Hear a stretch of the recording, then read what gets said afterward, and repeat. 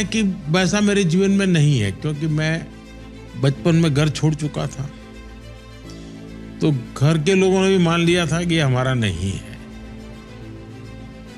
मैंने भी मान लिया था कि मैं घर के लिए नहीं हूं, तो मेरा जीवन वैसा रहा।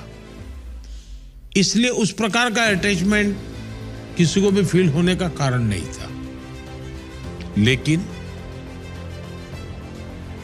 जब हमारी माताजी का 100 साल हुआ, तो मैं मां को पैर छूने के लिए गया था।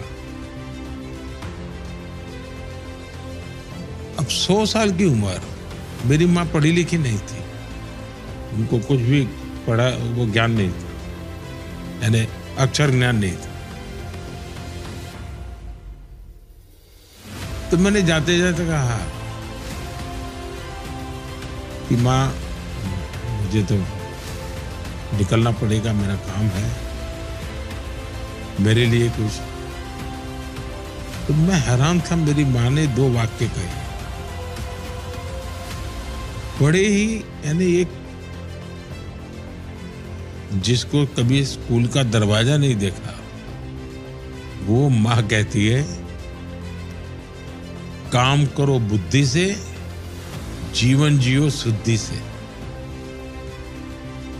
अब ये वाक्य उनके मुंह से निकलना, ये मेरे लिए बड़ा, यानी एक प्रकार से बहुत बड़ा खजाना था। काम करो बुद्धि, गुजराती में बोल रही थी वो, लेकिन उसका मतलब ये था, काम करो बुद्धि से, जीवन जियो शुद्धि से।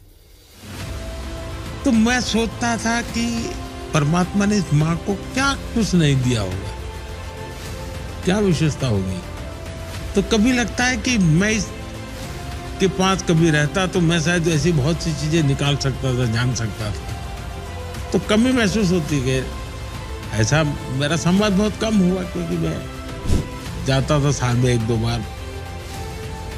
अच्छा, माँ कभी बीमार नहीं हुई माँ को, और कभी जाता था तो भी पूछती थी मुझे कि भाई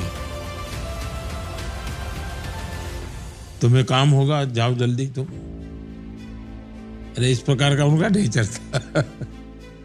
तो सर, मैं पॉलिटिक्स में फिर से आ रहा हूं।